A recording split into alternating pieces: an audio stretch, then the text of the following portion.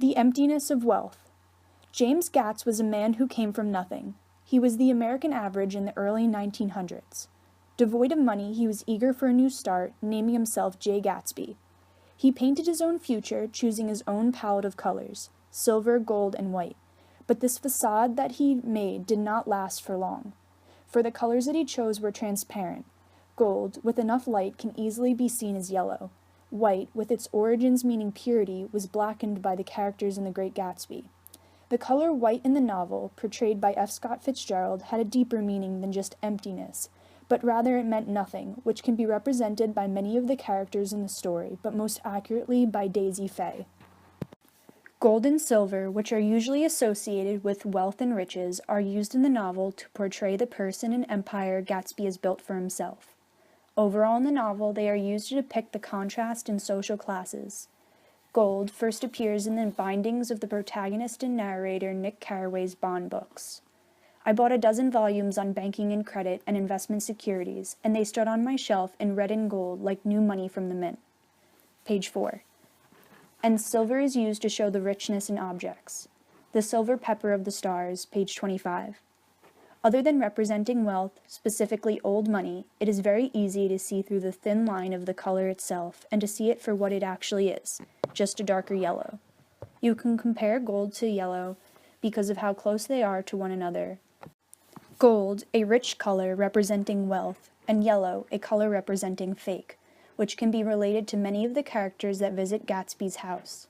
The gold represents everything that Gatsby had ever wanted, a future, but a future that is the past, meaning he wants to recreate his memories with Daisy, his golden girl. Yellow in the novel represents things that are fake, like the people at Gatsby's parties.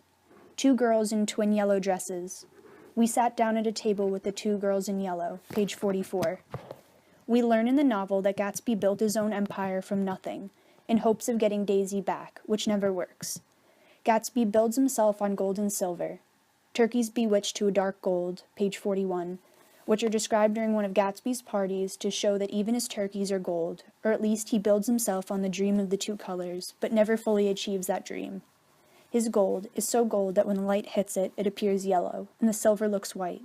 Gatsby knows that at the end that everything he built is crumbling and being shown in the spotlight for what it really is, just a dream.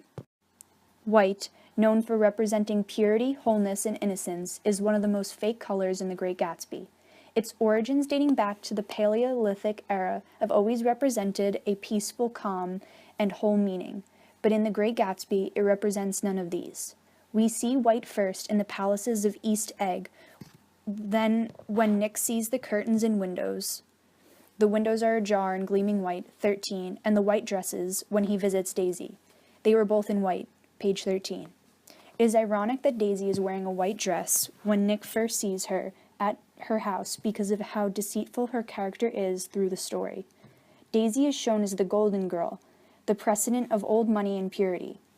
By the middle of the novel, we learn of Daisy's past as a partier and flapper, dating many men, including Gatsby. We also learn that Tom Buchanan, her husband, gives her a necklace of white pearls before their wedding, which she throws away when she changes her mind, the day before the wedding.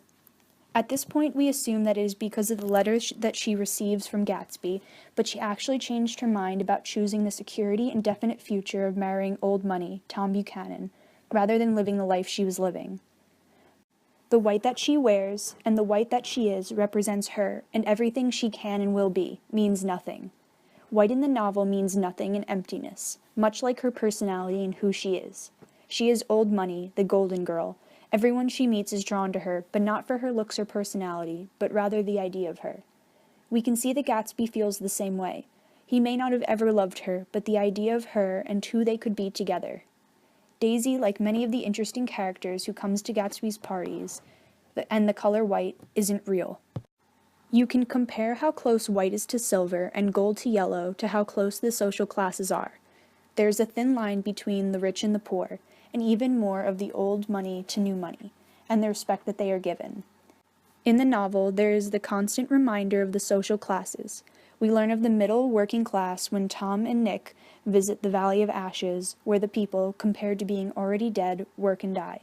We see the city, filled with all the colors and classes, and they mix like oil and water, together but not equal and able to completely mix. Much like Gatsby could never have been with Daisy, because he could never have been equal to her. The story of The Great Gatsby is much more than a love story, or a story about white dresses. It is a story of colors. The colors in the story represent the real-life issues of the 1920s when the story takes place.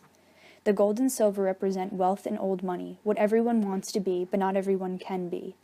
The white represents the characters in the story who appear in Gatsby's life, but aren't real, like Gatsby.